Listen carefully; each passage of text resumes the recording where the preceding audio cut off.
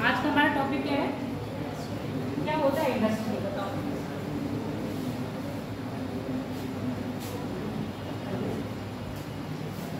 क्या है इंडस्ट्री और इंडस्ट्री हम पढ़ क्यों रहे हैं? कोई ज्योग्राफी के अंदर है? जो आर्थिक विकास होता है देश का उसमें योगदान करता है। हाँ, तो आर्थिक, तो हम आर्थिक गलियारे में पढ़ेंगे वो चीज़ इकोनॉमिक्स में। यहाँ क्यों पढ़ रहे हैं? पहले मुझे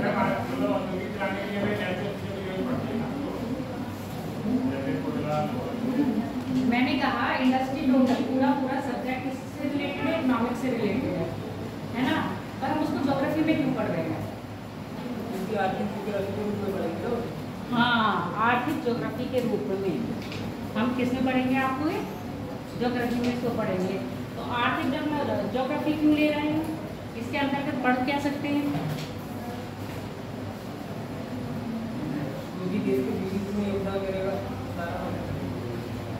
देश के विकास में जो भी आर्थिक विकास, अरे देश का विकास होगा तो आर्थिक विकास हो रहा है? पॉपुलेशन वाला विकास तो विकास माना नहीं जाएगा। तो खुद तो ये चीज़ अंडरस्टूड है इस लेवल पर कि अगर हम ये चीज आर्थिक को अगर हम मान लिए तो विकास का मतलब आर्थिक विकास हो जाता है। सिर्फ आर्थिक विकास से देश का विकास होता है। आर्थिक विकास ही देश का विकास है। सांस्कृतिक सामाजिक विकास देश का विकास नहीं है। क्यों? अब है वही व्यक्ति देश, तो बताओ। किसी देश का आर्थिक विकास होता है, सांस्कृतिक और सामाजिक विकास ना हो, फिर क्या देश तरक्की करेगा? समाज के लोगों में एक दूसरे के प्रति प्रेम भाव ना हो, आदर सत्कार ना हो, चाकू और क्या चलते रहे, तलवारें चलती रहे, गोला बारूद चलती रहे, तो क्या देश विकास कर पाएगा?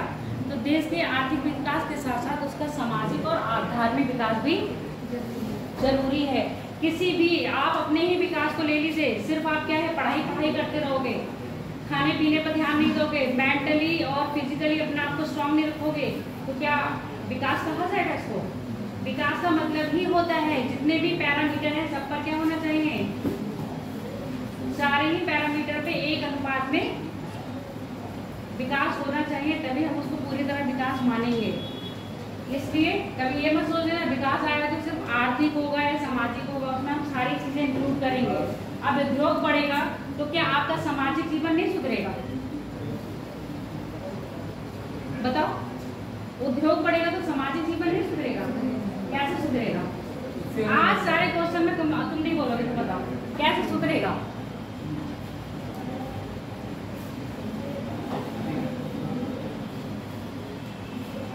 जैसे कि हमारे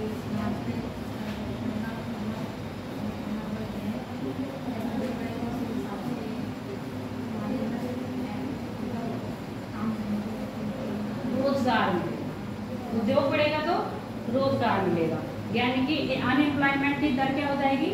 कम हो जाएगी। जब रोजगार मिल गया तो रोजगार मिलने के साथ साथ ही क्या होगा? आपका सामाजिक स्तर में सुधार होगा। ठीक, जैसे ही सामाजिक स्तर पे सुधार होगा तो आप अपने बच्चों को क्या कराओगे? शिक्षित करवाने की कोशिश करोगे, है ना? तो क्या हुआ? अब यहाँ से सुधार नहीं हो रहा है, आर्थिक भी हो रहा है, सामाजिक भी होता है और धार्मिक भी होता है। सोशल कहते हैं इंटरेक्शन ज्यादा बढ़ जाता है। अभी आप क्या हो, अभी एक गाँव में हो, आपके शहर में क्या लग गया? नया उद्योग धंधा लग गया, तो आप कहाँ करोगे? काम की तलाश में शहर गए। अभी तक आप गाँव में ही अपना जीवन व्यतीत कर रहे थे, जीवन गांव की ही जो संस्कृति थी उसको उससे ही तो क्या थे, मेल जोल कर रहे थे ना। अब शहर में आए, शहर के लोगों का रहन सहन देखा, कैसे रहते हैं, कैसा उनका खान पीन है।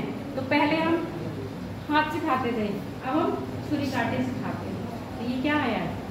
कहीं ना कहीं चेंज आया ना। पहले हम देसी घी या घर का बना हुआ पराठे में मक्खन लगाते थे।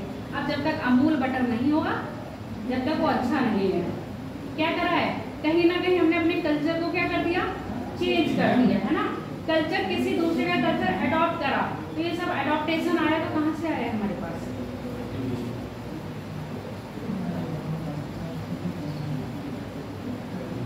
सिर्फ इंडस्ट्री से ही आया। हम लोगों ने क्या करा है? पलायन करा ना। और पलायन किस उद्देश्य से कर रहे हैं? रोजगार के उद्देश्य तो सबसे पहले इंडस्ट्री क्या दे रही है आपको, एक रोजगार के अवसर देती है। किसके लिए?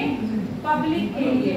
दूसरी बात, इंडस्ट्री लगेगी, अब बात नहीं करो, इंडस्ट्री लगेगी तो क्या होगा, आपका देश की आर्थिक विकास के लिए क्या होगा, सहायक होगा। अब इंडस्ट्री कहीं भी मनचाहा लगा सकते हैं क्या? जहां मन चाहे वहां इंडस्ट्री लगा सकते हैं हम लोग। आपको अगर कोई बिजनेस लगाना हो तो कैसे लगाओगे, बताओ। प्रियंका, रेखा नाम है क्या? मनीषा, बताओ।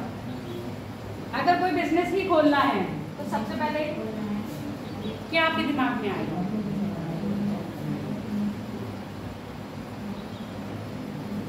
कोई भी बिजनेस पहले मनी होनी चाहिए, ठीक है।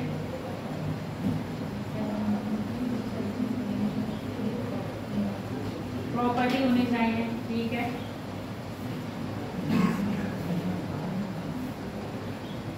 और पहले ये नहीं देखो कि तुम्हारे पास संसाधन क्या है, वो तो उसने बता दी। कनेक्टिविटी, हाँ, कनेक्टिविटी भी होनी चाहिए। सबसे मूलभूत धारणा है, कोई भी बिजनेस खोलेंगे तो हमारे पास क्या होना चाहिए, संसाधन। कौन से हमारे पास संसाधन उपलब्ध है? इससे पहले तुम लोग क्या पढ़े थे, भारत के भौगोलिक क्षेत्रों में खनिज पढ़े थे, ठीक है। खनिज में तुमने कौन कौन से खनिज पढ़े थे? कोयला ना बताओ, सीधे सीधे मुझे ऐसे बताओ कौन से खनिज पढ़े थे? धात्विक और अधात्विक। उसके बाद अभी तुम्हारा ईंधन खनिज रह ही गया था, क्योंकि सैटरडे को क्या हो गया था, फ्राइडे को बारिश हो गई तो छुट्टी थी, तो तुम्हारा ईंधन खनिज रह गया। और अब तुमको इसमें ईंधन खनिज की भी उपयोगिता पढ़नी पड़ेगी, तो ध्यान रह जाना, थोड़ा सा दिमाग अपना बना लेना। तो देखो, किसी भी देश के आर्थिक विकास के लिए सबसे पहले इंडस्ट्री होनी चाहिए, और इंडस्ट्री के लिए या लगाने के लिए सबसे पहले है उसके लिए कच्चा माल की उपलब्धता। क्योंकि यहाँ पर क्या कर रहे हैं हम, किसी भी इंडस्ट्री में आपका क्या हो रहा है, उत्पादन हो रहा है। तो उत्पादन करने के लिए, जैसे आप ये समझो, अगर आपको चीनी बनानी है, तो चीनी के लिए किससे बनती है चीनी? गन्ने से। और इंडस्ट्री कहाँ लगाओगे? जहाँ गन्ने की अधिक उपलब्धता होगी या गन्ने की उपलब्धता नहीं होगी, आगे बात समझ में। तो जैसा जहाँ पर खनिज संसाधन मिलेगा वहीं पर ही उसी क्षेत्र में हम वैसे इंडस्ट्री को क्या करेंगे, डेवलप करेंगे। अब चीनी बना के क्या करोगे, स्टोर करोगे क्या करोगे?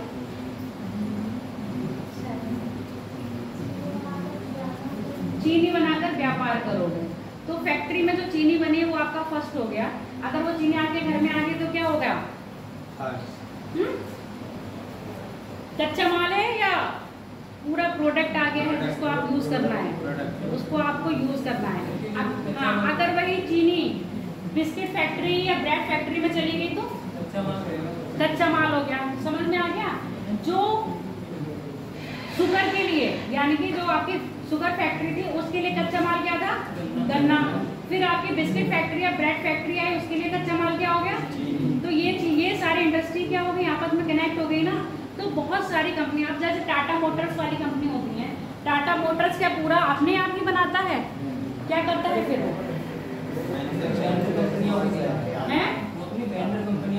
वो अपनी वेंडर कंपनियां रखता है, जिससे अलग अलग गाड़ी के पार्ट्स लेता है और क्या करता है, पूरा कंप्लीट करके अपना एक लोगो लगाता है टाटा, और टाटा का लोगो लगा दिया। फिर आपने कहा मैंने टाटा की क्या ली है, गाड़ी ली है। तो कोई भी व्यापार होगा एक बड़ा स्केल पे आपको दिख रहा होगा, पर एक्चुअली वो बड़ा स्केल नहीं होगा, उसके पीछे बहुत सारे छोटे छोटे और भी इंडस्ट्रीज होंगे जो आपस में मिलकर क्या बनाती हैं, कोई बड़े उद्योग का निर्माण करती हैं। आगे बात समझ में? तो अब हमने इसको बेसिस पे बनाया ना कि फैक्ट्री हमारी किस किस आधार पर कैसे कैसे हो सकती है। टाइप अभी मैंने तुमको क्या ले लिया था, गन्ने का उदाहरण लिया, ठीक है। तो गन्ने का अगर मैंने उदाहरण लिया तो जो चीनी है, तो गन्ने पर आधारित कृषि कौन से, उसमें गन्ने पर आधारित जो कृषि है वो कौन सी इंडस्ट्री में आएगी, जो आपका शुगर का इंडस्ट्री है ना, चीनी मिल है, वो कौन से उद्योग के अंतर्गत आएगी, कौन से उद्योग के अंतर्गत रखेगी?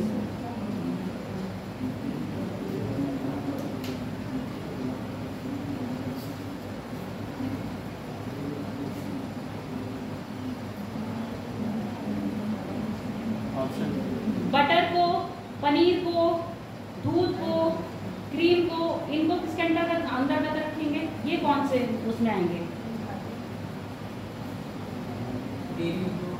डेयरी उद्योग में, यानी कि पशु के, है ना। और जो गन्ना है वो किस में आ जाएगा? कृषि में।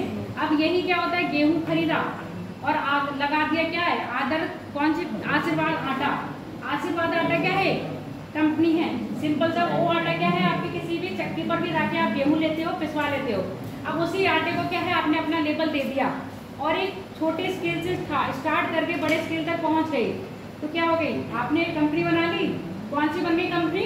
आदर्श आटा, या क्या बोलते हैं, जो भी बोलो, तो आशीर्वाद है, आशीर्वाद आटा या आशीर्वाद लिमिटेड, उन्होंने अपनी एक कंपनी बना ली। अब आप कह रहे हो कि हमको किसका चाहिए आटा?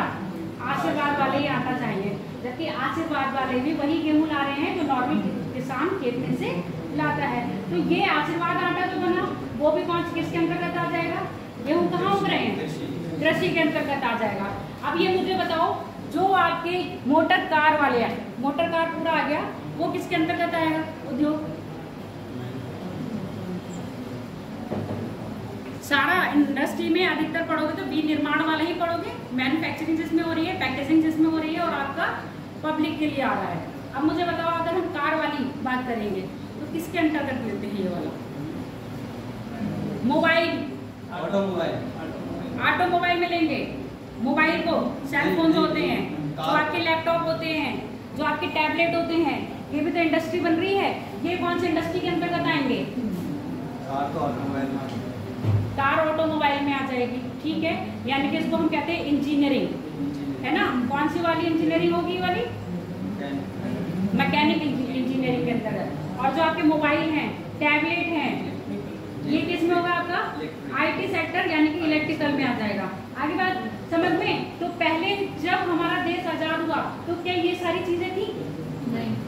क्या था बताओ? कहाँ से उठा के तुमको कहाँ लेके पहुंचे? क्या था उस समय? देश आजाद हुआ तब, देश गुलाम था तब, क्या इंडस्ट्रीज थी? नहीं। सिर्फ कृषि आधारित देश था। कृषि भी होती थी, कौन सी होती थी? कृषि और पशुपालन। कब होता था? अच्छा ये बताओ, कृषि और पशुपालन पहले से कब से? हड़प्पा सभ्यता से हो रहा है। हड़प्पा सभ्यता में व्यापार होता था। व्यापार किसका होता था?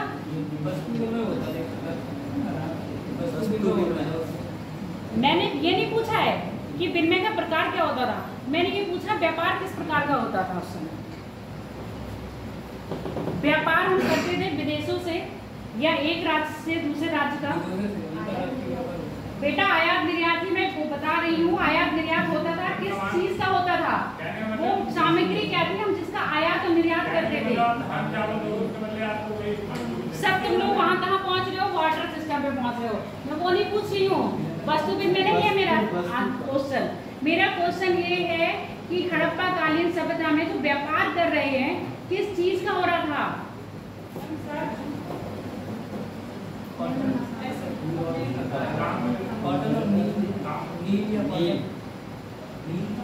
सब तुम मॉडर्न हिस्ट्री में पहुंच रहे हो। सूती वस्त्रों का व्यापार सबसे ज्यादा होता था, ठीक है। उसके बाद जो आपके आभूषण होते थे, कौन से वाले? हाथी घोड़े इनके बने होते थे, या पत्थर के बनाते थे, हड्डियों के आभूषण बनाते थे। इन सब का पहले व्यापार होता था। और विदेशों से क्या मंगवाया जाता था? घोड़े, मंगोलिया से आते थे ना घोड़े, तो इन सारी चीजों का व्यापार होता था। भारत से जाता था अधिकतर सूती माल। तो भारत में सबसे पहले खेती किसकी शुरू हुई है? कपास की। उसके साथ अगर हम बात करें जो कृषि के साक्ष्य मिलते हैं, सबसे पहले कौन सी कृषि हुई है?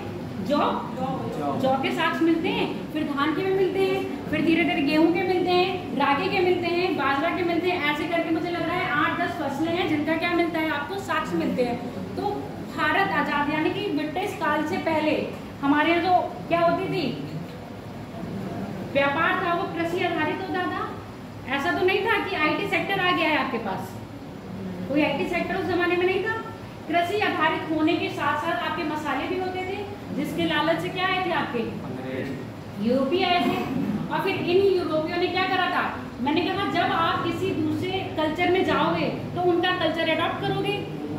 जब ब्रिटिश यहाँ पर आए तो उन्होंने क्या करा, यहाँ देखा बहुत अधिक मात्रा में कच्चा माल मिल रहा है, उस कच्चे माल को यहाँ की लेबर से क्या करवाते थे, कृषि करवाई, उत्पादन हुआ उस कच्चे माल का, तो उस कच्चे माल को कहाँ लेके चले गए, ब्रिटेन में। और ब्रिटेन में औद्योगिकरण हो चुका था, अच्छे अच्छे इंडस्ट्रीज वहाँ लग चुकी थी, तो वहाँ से क्या होता था, आप यहाँ जो कपड़े बना रहे हो कैसे बना रहे हो, काट के बना रहे हो, है ना, हाथ से बनाते थे। और वहाँ से क्या होता था, मशीन से निर्मित होके आते थे, कच्चा माल यहाँ से उठाया, वहाँ ले गए, वहाँ से पक्का माल बना, मतलब क्या करा, एक प्रोडक्ट बनाया और यहाँ पर आके इस मार्केट में सेल कर दिया। अब उन्होंने यहाँ पर इंडिया को क्या बना लिया था, औपनिवेशिक तो बनाया था इंडिया को, बनाया क्या, किस तरीके से उन्होंने इंडिया को यूज किया, एक मार्केट के यूज में। क्योंकि आप क्या कर रहे हो, यहाँ की पॉपुलेशन है, अब इन लोगों को हम क्या इंडस्ट्री तक नहीं सिखाएंगे, इन लोगों को हम ना ही यहाँ पर कोई इंडस्ट्री लगाएंगे, अगर हम लगाएंगे तो कितनी लगाएंगे, सिर्फ उतनी ही लगाएंगे कि हमें क्या मिलेगा, कच्चा माल को स्टोर करने के लिए मिल जाए। फिर उस कच्चे माल को हम कहाँ लेके चले जाएंगे, फॉरेन, वहाँ से एक प्रोडक्ट बनाएंगे, यहाँ बेच देंगे। एक तो उत्पादन का साधन यानी कि कच्चा माल उनको सस्ते रूप में मिल रहा है, दूसरा बना बनाया प्रोडक्ट को कहाँ ला रहे हैं, आपके इंडिया में ला रहे हैं। एक बड़ी मार्केट क्रिएट कर दी ना भैया, आप अपना कोई माल बना रहे हो तो उस माल को अपने लिए थोड़ी ना बना रहे हो, बेचने के लिए बना रहे हो। बिजनेस करोगे तो किस लिए करोगे, अपने लिए कर रहे हो। आपका उद्देश्य क्या होगा बिजनेस करोगे तो, प्रॉफिट यानी कि पैसा कमाना, और वो चाहे किसी से भी मिले। अब पैसा कमाने के लिए वो भी तो देखोगे पब्लिक की डिमांड क्या है, उसी के अकॉर्डिंग आप बिजनेस लगाओगे। फिर आप वो उस एरिया को देखोगे। अब यहाँ पर वो लेके आए कपड़ा और यहाँ पर देखने लगे। अब जो हाथ से बना हुआ कपड़ा होता है वो इतना फाइन तो नहीं होगा, जो मशीन से बना हुआ कपड़ा होगा वो क्या होगा, बहुत ज़्यादा फाइन होगा। तो लोगों को उनकी मार्केट दबती चली गई और अंग्रेजों की मार्केट उठती चली गई। तो उससे पहले यानी कि जो अभी हम बात कर रहे हैं, प्राचीन भारत में जो एनिसेंट इंडिया था, उसमें क्या होता था, सब हमारा कृषि, हमारा उत्पादन भी यहीं से होता था। यहाँ से हम बस वो भेजते थे और दूसरे देशों से क्या लेके आते थे, कुछ और सामान। हमारे पास घोड़े नहीं है तो घोड़ा ले आए, पता नहीं क्या क्या तो लेके आते थे, है ना। अब यहाँ से हमारे लिए हमारा जो व्यापार था मेनली आपका वस्त्र का था। तो भारत में कभी भी कपास की बात करें या सूती उद्योग की बात करें तो ये हमारा क्या है, इंडिया का ही मेड है। यही उद्योग देखने के लिए एक तो मसाला हो गया, मसाले के साथ साथ क्या हो गया, आपके हो गए सूती वस्त्र वगैरह जो यहाँ से लेके जाते थे। अब आपने इसमें नील की खेती पढ़ी होगी, मील आंदोलन पढ़े होंगे। तो ये मील आंदोलन कब से हुए हैं ये बताओ मुझे। 1918 अहमदाबाद मील आंदोलन हुआ था, ठीक है। 1917 चंपारण नील की खेती के लिए हुआ था। वो क्यों हुआ था, रीजन क्या था, 3 कटिया प्रणाली चला रहे थे। 3 कटिया प्रणालियां 3/20 की बात कर रहे थे वो लोग। अब उसमें ये कहा था कि नील की खेती से क्या होती है, जो आपकी भूमि होती है अनउपजाऊ हो जाती है, उसमें और कोई क्या खेती नहीं हो सकती। फिर वो खेती हटा के फिर दूसरी जगह करनी होती थी। तो ऐसे क्या होता था, आपका पूरा खेत क्या हो गया, बंजर हो गया। तो उसमें किसानों की क्या पड़ रही थी, मार पड़ रही थी। ऐसे आपने टी गार्डन सुने होंगे, चाय की खेती हो रही थी यहाँ पर। और चाय कोई भारत में पहले से तो नहीं थी। जैसे क्या हुआ, विदेश से जैसे जैसे यूरोपियन आते गए अपने साथ क्या लेके आए, ये सारी चीज़ें पौधे लेके आए। जैसे आलू लेके आए तो हम आलू की खेती करना सीख गए, प्याज लाए तो हम प्याज की खेती करना सीख गए, टमाटर लाए तो हम टमाटर की खेती करना सीख गए। इससे पहले आपने क्या एनिसेंट हिस्ट्री पढ़ी तो उसमें सुना था कि हम टमाटर की खेती भी करते थे। सिर्फ आपने फसलों के नाम पे जौ सुना, धान सुने, गेहूँ, राई की, ये सब यही सब्जी सुनी है ना। और सब्जी के नाम पे कुछ सुना, सब्जी के नाम पे कुछ सुना था, मछली खा लेते थे चावल के साथ, अति प्रिय भोजन होता था। तो ये सब चीज़ें ऐसे धीरे धीरे क्या होती गई, अडॉप्ट करते गए हम लोग और हमारे भारत में आती रही। अब ये कृषि जो बनती गई, उसी को कृषि के लिए अब जब ये अंग्रेज चले गए, कुछ ही इंडस्ट्रीज तो लगा के गए थे, सब तो नहीं लगाई थी। फिर धीरे धीरे क्या हो गया, आने वाले टाइम में जब फिर पंचवर्षीय योजना शुरू हुई। आगे बताओ, पंचवर्षीय योजना ये तुम्हारा सारा इकोनॉमिक्स का है, ज्योग्राफी से सब कोई रिलेटेड नहीं है, पर यहाँ पर लिंक करना है इसलिए बता रही हूँ। पंचवर्षीय योजना कब से स्टार्ट हुई थी, 1951 में, और हर 5 साल बाद चलती थी। तो तुमको पता था हर पंचवर्षीय योजना में सरकार का कोई ना कोई उद्देश्य रहता था। जैसे पहली पंचवर्षीय योजना, जैसे ही देश आज़ाद हुआ तो देश के विकास के लिए गवर्नमेंट ने सोचा तो देश का विकास क्या होगा। उस समय हमारे पास जो कहते हैं श्रम तो बहुत था, श्रम का मतलब समझ रहे हो ना, मैन पावर हमारे पास बहुत थी और हमारे पास लैंड भी थी, पर हमारे पास ऐसी टेक्निक नहीं थी। तो अब एकदम हम बड़ा सपना नहीं देख सकते ना कि ब्रिटेन ने औद्योगिक क्रांति करके उद्योगों को डेवलप कर दिया, हमारे पास ना ही पैसा है, सिर्फ हमारे पास ह्यूमन पावर है, और उसके अकॉर्डिंग हमारी जो ह्यूमन है वो ट्रेंड भी नहीं है कि आपको किसी इंडस्ट्री में किसी काम के लिए लगाना पड़ता है तो एक ट्रेंड व्यक्ति चाहिए होता है ना, उसको थोड़ी सी नॉलेज होनी चाहिए। तो सबसे पहले गवर्नमेंट ने फोकस करा वो एग्रीकल्चर पे करा, जो आपकी पहली पंचवर्षीय योजना थी उसमें गवर्नमेंट ने किस पे करा है, कृषि पे फोकस करा। उसके बाद जो आपकी द्वितीय पंचवर्षीय योजना आई उस पर फोकस करा है आपके उद्योग पर। तो जितने भी अधिकतर उद्योग डेवलप हुए हैं जो किसमें हुए आपके द्वितीय पंचवर्षीय योजना में। ऐसे धीरे धीरे गवर्नमेंट क्या करती गई है, फिर उसको मर्ज कर लिया, फिर जो तीसरी पंचवर्षीय योजना हुई कृषि और उद्योग को दोनों को मर्ज करके उसने अपना फोकस करा। अब तुम लोगों ने एक बैकग्राउंड समझ में आ गया क्यों देश आजाद होने के बाद क्यों फोकस करा, क्योंकि हमें क्या करना है, अपने देश का विकास करना है। जहाँ पर यूरोप में कब औद्योगिक क्रांति आ गई है, 1700-1800 के पास वहाँ पर औद्योगिक क्रांति आ गई। अभी हमारा देश क्या है, गुलाम है। गुलाम होने के साथ साथ अभी भी देखो अगर 1700 के आसपास आई है तो अभी हम मुगल शासक हमारे ऊपर हैं, ठीक है कि नहीं है। और अभी ये चीज़ हमारे अंदर आई नहीं है कि कैसे खनन करना है, कैसे जो भूमि के अंतर्गत क्या है आपके जो खनिज है उनका उपयोग कैसे करना है, ये सब चीज़ें हमें धीरे धीरे किसने सिखाई है। अब अंग्रेजों ने यहाँ ट्रेन लगाई, कोयला ट्रेन तो थी, कोयला की थी ना। अब कोयला ट्रेन लगाने के लिए कोयला इंग्लैंड से तो नहीं लाते होंगे, कोयले की खोज उन्होंने यही तो करी होगी। आई बात समझ में। जैसे ही गाड़ियां लाए तो गाड़ियां कोई ऐसे तो नहीं बनी होंगी, गाड़ियों को डालने के लिए तेल भी तो चाहिए होगा। तो पेट्रोलियम की खोज भी कहाँ करी गई, भारत में करी गई। आप सब चीज विदेश से तो नहीं लाएंगे ना, तो बहुत महंगा पड़ेगा। उनका उद्देश्य क्या था, यहाँ से सिर्फ कच्चा माल ले जाके वहाँ करना, और यहाँ से जो उत्पादन हो रहा है वहीं यहीं के काम में, वो भी अपने प्रशासनिक काम में लगाना हो। इतना तो तुम लोग मॉडर्न हिस्ट्री पढ़ चुके होंगे, और मॉडर्न हिस्ट्री पढ़ने के साथ साथ हमारे इतना तो दिमाग आ ही गया हुआ कि अंग्रेजों ने सिर्फ जो भी काम करे हैं अपने फायदे के लिए कर रहे हैं, और इंडियंस के लिए कुछ भी नहीं करा है। कहाँ चले गए,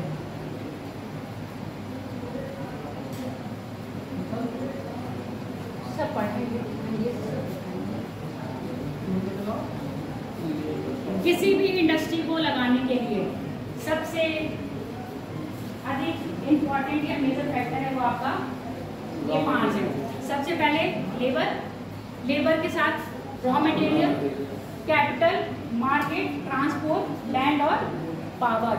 ठीक, यहाँ पावर वाली मत ले लेना, लड़ाई झगड़े वाली। अब है यहाँ पावर लड़ाई झगड़े वाली नहीं है, यहाँ पावर आपकी क्या है, बिजली वाली है। तो चाहे तो मैं धीरे धीरे नोट करते रहो।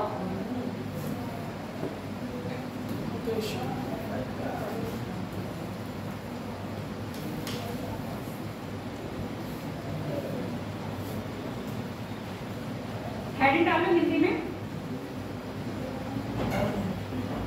उद्योग को प्रभावित करने वाले कारक, उद्योग को प्रभावित करने वाले कारक।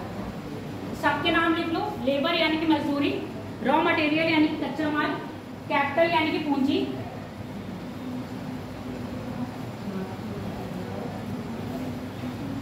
मार्केट यानी कि बाजार,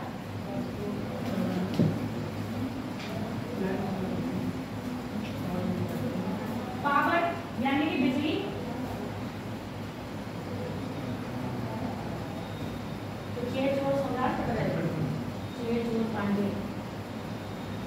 ट्रांसपोर्ट परिवहन, लैंड भूमि।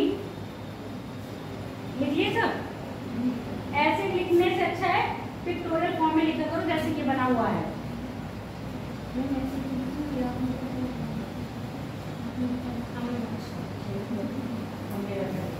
फटाफट पिक्टोरियल फॉर्म में लिखो, फिर एक पॉइंट को समझाना चाहते हैं।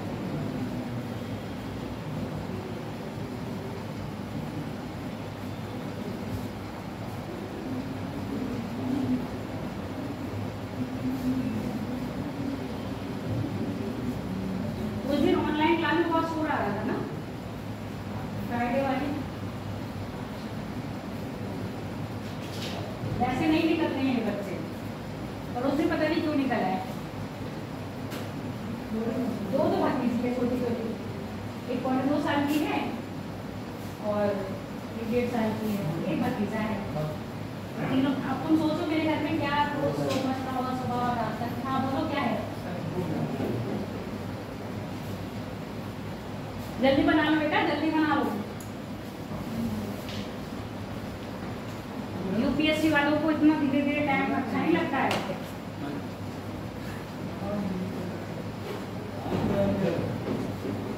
लिख गया? चलो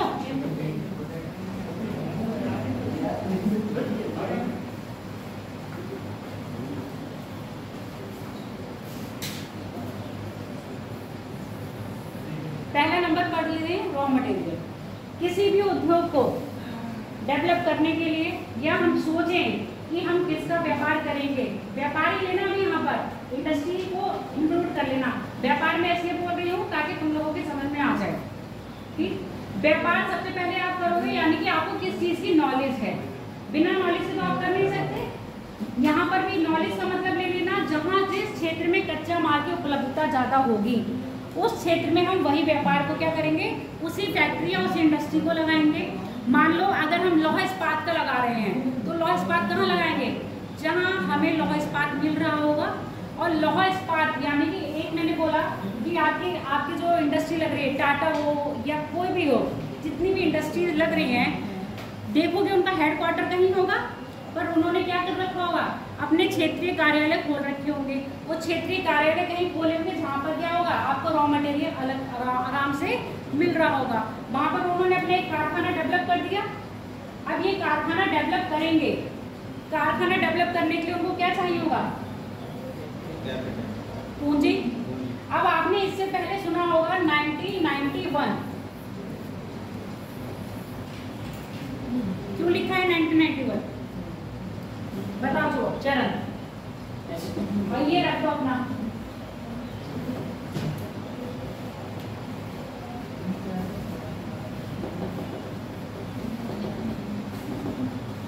अरे तुम लोग ये पढ़ चुके हो ना पहले, ऐसा तो नहीं इकोनॉमिक्स नहीं पढ़े हो। 1991 पूछ रही हूँ मैं, पता नहीं चलता क्या करना। तुम यहाँ रहोगे तो तुम्हें पता चलेगा। तुम्हारा दिमाग आधा बातों में था, फिर तुम बाहर चले गए, है ना? तो तुम्हें कैसे पता चलेगा कि क्या चल रहा है? तन से तो तुम यहाँ बैठे हो, मन से तुम यहाँ हो ही नहीं।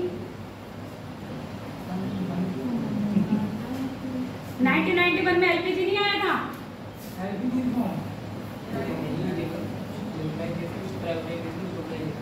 ठीक है, इससे पहले भारत की अर्थव्यवस्था कैसी थी, खुली या बंद?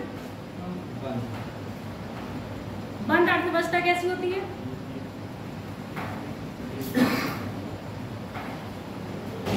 देखो, जैसे ही देश आजाद हुआ, ना गवर्नमेंट के पास इतना पैसा था और ना ही कोई इतना लखपति करोड़पति आदमी होता था। जितनी भी इंडस्ट्रीज लगती थी आपकी, या तो गवर्नमेंट, टोटली गवर्नमेंट की होती थी, नहीं तो गवर्नमेंट और प्राइवेट सेक्टर आपस में मर्ज करके लगाते थे। समझ गए? तो गवर्नमेंट और प्राइवेट सेक्टर आपस में मर्ज करके लगा रहे हैं तो कैपिटल चाहिए होगी। अगर गवर्नमेंट, आप जितनी भी आपके क्या है, खाद्यान्न है, जितने भी यहाँ पे आपके खाने हैं, उस पर टोटल अधिकार किसका होता है? गवर्नमेंट का। और जितनी भी इंडस्ट्रीज लग रही हैं प्राइवेट है, क्योंकि प्राइवेट पैसा दे रहा है ना, तो गवर्नमेंट के अंदर में खननकार आ जाता है, वही खनन निकल के कहाँ जाता है? उस प्राइवेट फैक्ट्री में। तो अब क्या है, वहाँ पर प्राइवेट और गवर्नमेंट सेक्टर दोनों ही मिलते हैं ना। तो प्राइवेट सेक्टर, गवर्नमेंट सेक्टर ने क्या दिया? अपने संसाधन दिए। प्राइवेट सेक्टर ने क्या लगाई? पूंजी लगाई। पूंजी की आवश्यकता पड़ रही है ना गवर्नमेंट को, तो वो पूंजी कहाँ से पूरी करेगी? वो कहाँ कर रही है? देश के अंदर तक ही लिए भी उसने। कहाँ लिए? देश के अंदर ही जो धनी लोग थे उनसे, जैसे आपने जमशेद टाटा का नाम सुना होगा, अडानी अंबानी का नाम सुना ही होगा। पहले हमारे जमशेद टाटा थे, अब अडानी और अंबानी आ गए हैं, जो अपने नाम पे क्या चलाते हैं? पोर्ट भी चला रहे हैं, एरोप्लेन भी चला रहे हैं। चल रहे हैं कि नहीं चल रहे हैं? और कई सारे रिलायंस फैक्ट्री चल रहे हैं, रिलायंस पेट्रोलियम चल रहे हैं। अब पेट्रोल कहाँ से ला रहे हैं? ये जो खननकार है वो तो गवर्नमेंट के अंडर में आ रहा है ना, वो गवर्नमेंट से खरीदते हैं, उससे गवर्नमेंट को भी तो फायदा हो रहा है ना। समझ में आ गया? तो जो हमारी रॉ मटेरियल जो क्षेत्र में पर्टिकुलर मिल रहा है, जैसे अगर लोहा मिल रहा है तो हमने वहाँ पर करा आयरन फैक्ट्री लगा दी। जहाँ हमारे सूती बस यानी कि कपास की खेती हो रही है, वहाँ पर हमने लगा दी क्या? क्लॉथ फैक्ट्री लगा दी। जहाँ पर हमारे क्या मिल रहे हैं, जैसे हमारे फार्मेसी यानी कि फार्मा के जो मिल रहे हैं तो वहाँ हमने क्या लगा दी, फार्मा इंडस्ट्री लगा दी। तो हर क्षेत्र में जो अलग अलग इंडस्ट्री पढ़ोगे, जहाँ आईटी सेक्टर का ज़्यादा डेवलप हो गया वहाँ पर हमने क्या लगा दी, आईटी फैक्ट्री लगा दी। तो ये सब चीज़ हमने क्या लगाई है, उस क्षेत्र में कच्चा माल हमारे लिए उपलब्ध है, इसीलिए हमने वहाँ पर वो फैक्ट्री डेवलप कर दी। किसी भी फैक्ट्री को डेवलप करने के लिए हमें क्या चाहिए था, कैपिटल। या तो गवर्नमेंट ने अपनी लगाई, जो गवर्नमेंट ने पूरी अपनी लगाई वो टोटली गवर्नमेंट की हो गई। जहाँ गवर्नमेंट ने प्राइवेट सेक्टर की सहायता ली तो वो कैसी बन गई, पब्लिक प्राइवेट सेक्टर की बन गई। उसके बाद मार्केट, अब आप कुछ भी माल बना रहे हो तो मार्केट भी तो देखोगे, मार्केट चाहिए होगी। तो वो मार्केट कौन है, आप और हम ही लोग तो हैं। गवर्नमेंट ने मोबाइल बनाया आपके सुविधा, जैसे टीवी देखते थे ना, पहले वो मोटा वाला साइज आता था, फिर धीरे धीरे साइज क्या हो गया, चेंज हो गया। अब तो मुझे लगता है कि टीवी आप अपने पॉकेट में लेके घूमते हो। लोगों की डिमांड के अकॉर्डिंग क्या हुआ, कल्चर के अकॉर्डिंग उसको चेंज करा। तो मार्केट का मतलब एक मार्केट देखनी है, मार्केट इनसे दूर होनी चाहिए, इनके पास होनी चाहिए।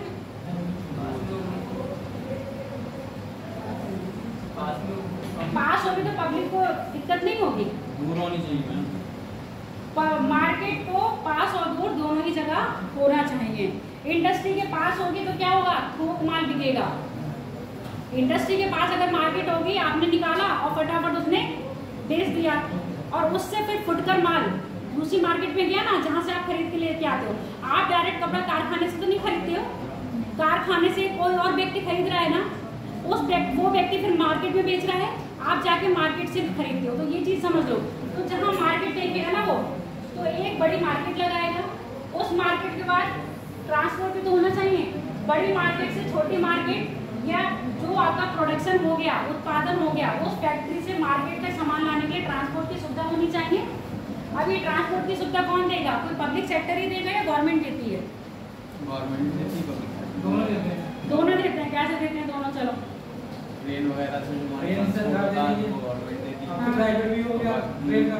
प्राइवेट सेक्टर होती है, पब्लिक होती है। प्राइवेट सेक्टर सिर्फ अपने एरिया तक ही रखते हैं। अगर वो रोड या कुछ बनाएंगे, उससे बाहर निकले तो किसकी होती है वो, गवर्नमेंट की। क्योंकि इंडस्ट्री में जितना मार्केट में पैसा आएगा, फायदा किसका होगा, मार्केट में जितना पैसा आएगा फायदा किसका है, जिसका बिजनेस, उसका टैक्सेशन बढ़ेगा, उसकी इनकम बढ़ेगी। जब इनकम बढ़ेगी तो जीडीपी बढ़ेगी, जीडीपी बढ़ेगी तो देश भी क्या करेगा, विकास करेगा।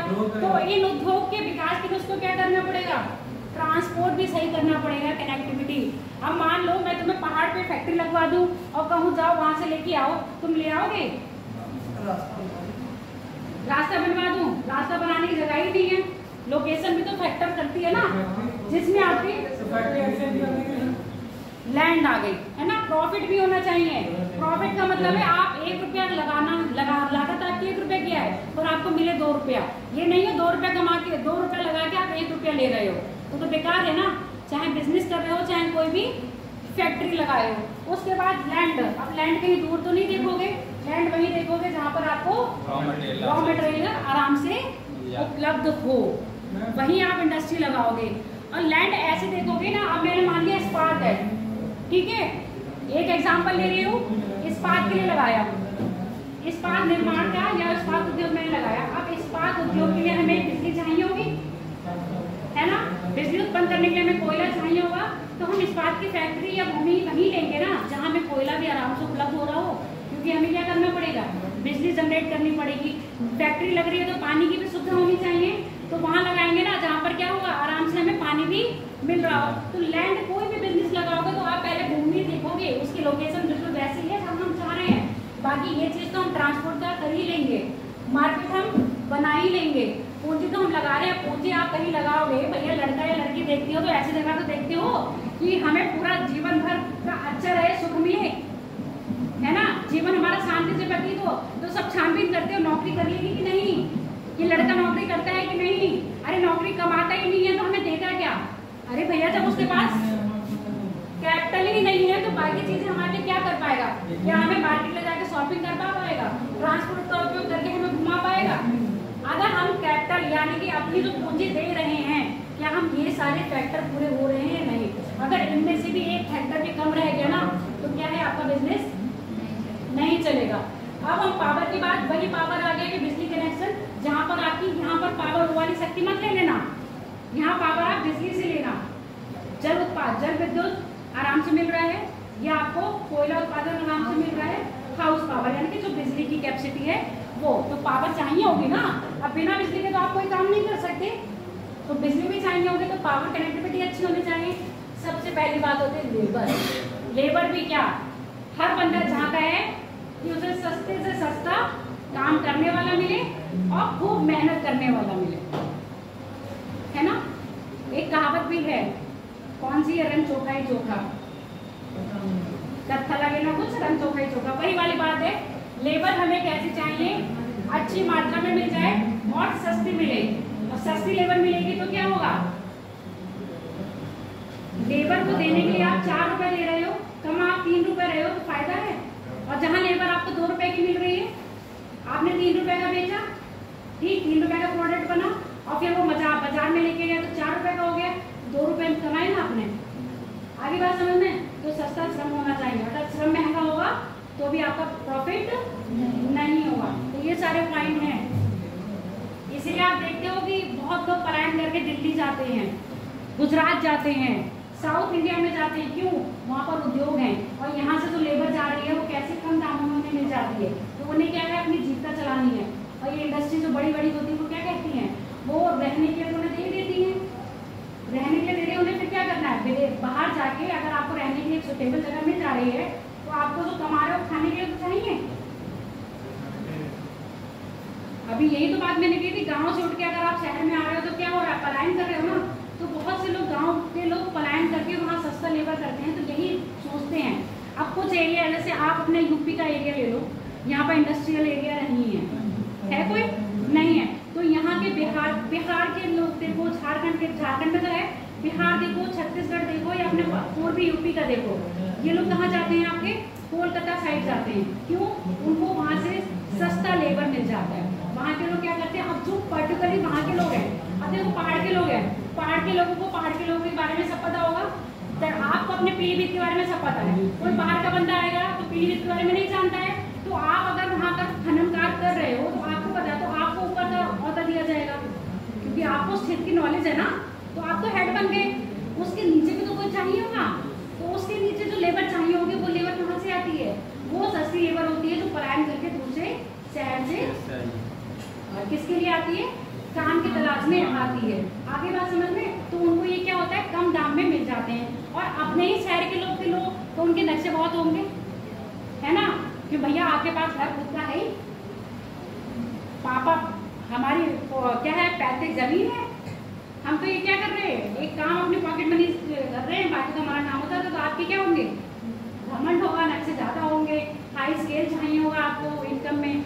और जो बाहर से आया होगा उसको तो क्या करना है, अपना जीवन यापन करना है, तो सस्ती लेबर मिल जाती है। इसलिए आप लोगों ने देखो बहुत से लोग कहाँ चले जाते हैं, अधिकतर आप खेती में, बहुत लोग गाँव में देखोगे ना, तो खेती बहुत, जो नए जवान लोग हैं खेती में नहीं जुड़ते हैं, वो कहाँ चले जाते हैं, बाहर जाके।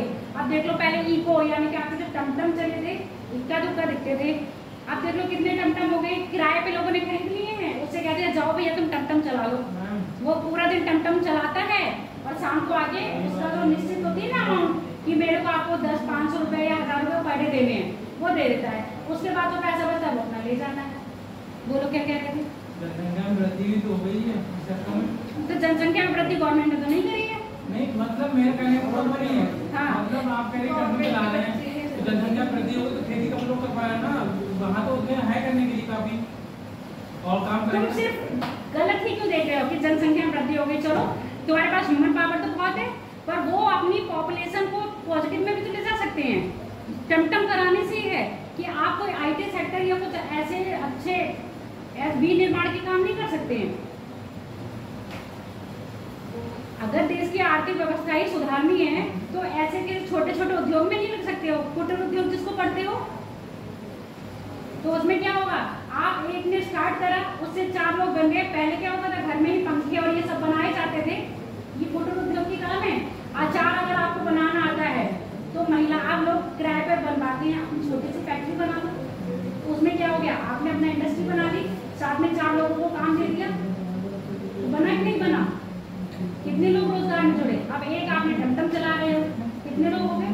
तो पॉपुलेशन को कैसे निगेटिव से पॉजिटिव में लाना है, अपनी पॉपुलेशन को कैसे ए से क्या है आर्थिक विकास में जोड़ना है, ये चीजें आपकी क्या इंडस्ट्री हो गया। ये वाला पॉइंट क्लियर, आगे बढ़े। अब लिखो उद्योगों का, हाँ थर्ड पार्टी से बढ़ाया है, उद्योगों का वर्गीकरण। तब तक तुम बता नहीं पाए।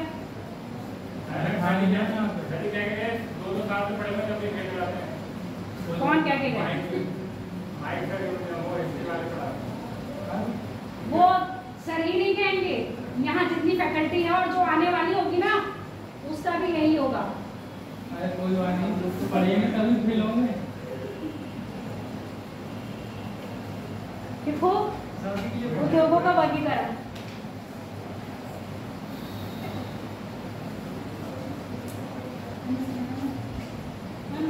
बना लो उद्योगों का वर्गीकरण, पूरा चार्ट। Classification of industry. उद्योगों का वर्गीकरण किस आधार पे किया गया है? जो बेसिस लिखे हैं उसको लिख लेना आधार, पहले समझ लो फिर बना लो। आधार क्या है? एक तो साइज के आधार पर है, जिसको हम कह रहे हैं कॉटेज, जो क्या होता है छोटे स्तर पे, जैसे कई लोग कार चोबी वगैरह कर लेते हैं अपने घर में, महिलाएं कढ़ाई बहुत अच्छी जानती हैं। आजकल तुम लोगों ने देखा होगा जो पैसे में बहुत ज्यादा हो गए हैं वो क्या करते हैं, अपनी साड़ी में फॉल भी नहीं लगाते हैं, ठीक है। जो अल्टर वाला काम होता है वो भी नहीं करते। तो कुछ औरतें जो आप समझ लो, पहले फिर लिखना, लिखने के लिए टाइम दूंगी। तो कोई औरतें तुम लोगों ने देखा है वो फॉल लगाती है साड़ियों में, तो क्या कर रही है, अपने साथ 10-12 साड़ियाँ ली, एक टेलर से बात कर ली, भाई साहब आपके यहाँ कोई आएगा तो आप क्या दोगे, हमको दे दीजिएगा, हम साड़ी में फॉल लगा देंगे। उसने किससे बात करी है? टेलर से करी ना। अब वो आपसे कितने, टेलर आपको बता रहा है 100 रुपये, उससे उसने बात करी 80 रुपये में, महिला से बात करी ना 80 रुपये में। अब उस महिला जो अंडर और किसी से लगवा रही होगी वो 50 रुपये में लगा रही होगी, टेलर ने 20 रुपये कमाए, उस औरत ने 30 रुपये कमाए, और अगली महिला जो एक्चुअल में काम कर रही है उसने कितने कमाए? 50 रुपये कमाए। आगे बात समझ में? तो आपने एक फोटो उद्योग के समझ उसमें आ गया। ऐसा उद्योग जो क्या है आप छोटे स्केल पे अपने घर में ही चलाते हो, और कुछ घर के परिवार के ही लोग ही क्या कर लेते हैं, उसमें इंक्लूड हो जाते हैं, बाहर के आदमी इंक्लूड नहीं होते हैं। अब यहाँ पर मैंने तुमको फॉल का दिया था एग्जाम्पल, यहाँ पर मैंने स्मॉल का दिया, यानी कि यहाँ पर आप लगा लो टेलर। अब ये जो बड़ी होगी, कई दुकानदार होते हैं वो क्या कहते हैं, हम आपको बिल्कुल रेडी करके दे देंगे, कहते हैं ना बस आप पसंद कर लीजिए हम आपको रेडी करके दे देंगे। तो जो रेडी करके दे रहे हैं वो क्या है, लार्ज स्केल वाले हो गए। एग्जाम्पल समझ में आ गए कि नहीं? अब ये नहीं है कि एग्जाम्पल समझ में आ गया तो पेपर में सिर्फ एग्जाम्पल लिखोगे। तो बेसिस क्या हो गया आपका, कॉटेज, स्मॉल और लार्ज, किसके आधार पर है? साइज के। दूसरी बात, रॉ मटेरियल के आधार पर, कृषि आधारित, जैसे आपको गन्ना बताया, जैसे आपको कपास बताई, इनसे जो उत्पादन हो रहा है, जैसे आपको क्या बनाया, रेशम, रेशम का कीट होता है ना, रेशम आधारित। तो रेशम को आप पशुपालन में भी कर रहे हो, रेशम को आप इसमें भी कर रहे हो, क्योंकि रेशम का कीट हम किस पे पालते हैं, शहतूत के पेड़ पर। तो उसके बाद जो आपके मिनरल्स वेस्ट, मिनरल्स यानी आपके लोहा, कोयला, सोना, चांदी, जस्ता, सीसा, जितने भी मिनरल्स पड़े थे उनके आधार पर ये क्या है, मेटालिक और नॉन मेटालिक उद्योग। केमिकल वेस्ट पर ये रासायनिक उर्वरक जो किसमें चलते हैं, फर्टिलाइजर, यानी कि जो आपकी जमीन की उर्वरता या रासायनिक कार्यों में लगता है ना, उसके लिए आते हैं आपके फर्टिलाइजर यानी कि केमिकल वेस्ट। फिर है इंडस्ट्री वेस्ट ऑफ फॉरेस्ट, यानी कि जो वन निर्माण में, अब वन जब पढ़े थे तुमने पढ़ाए थे, तो वन निर्माण के जो उद्योग बनेंगे कौन कौन से, फर्नीचर उद्योग बन सकता है। अरे भाई पहले समझ लो फिर लिखना, टाइम दूंगी। फॉरेस्ट प्रोडक्ट्स जो होंगे उसमें फर्नीचर आ सकता है, जो आपके जो पैकेजिंग वाले डिब्बे होते हैं वो आ सकते हैं, और जो आपके औषधि होती है, जड़ी बूटियाँ, वो आ सकती हैं। तो वो सारे किस में आएंगे, आपके फॉरेस्ट में आएंगे। उसके बाद एनिमल वेस्ट, एनिमल वेस्ट यानी कि जो आपके डेयरी वाले होते हैं, डेयरी वाले भी होंगे, उसके साथ जो मांसाहार वाले होते हैं। यहाँ तो अपने इंडिया में ऐसा नहीं है, पर आप बाहर जाओगे ना तो बाहर क्या मिलता है आपको, जो पशुपालन, पशु होते हैं उनको काटा जाता है। काटने के बाद उनके मीट को प्रिजर्व करके मार्केट में सेल आउट किया जाता है। तो ऐसी इंडस्ट्री कौन हो गई, जो एनिमल पर बेस्ड हो गई। दूसरी बात, आपका दूध, आपका पहले दूध या देने आता था, आप क्या करते हो, अमूल दूध लेते हो।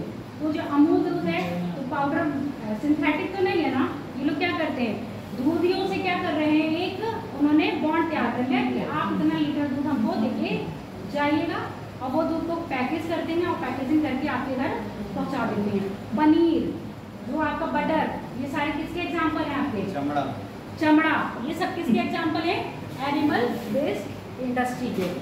ठीक, इसके बाद